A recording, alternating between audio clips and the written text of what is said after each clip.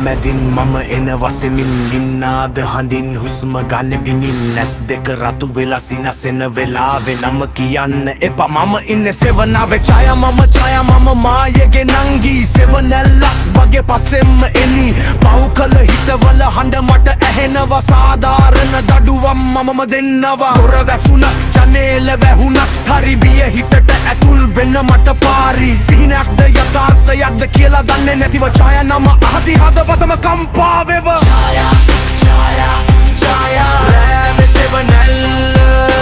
ඡායා ඡායා ඡායා නම කියනවා හැමෝල්ල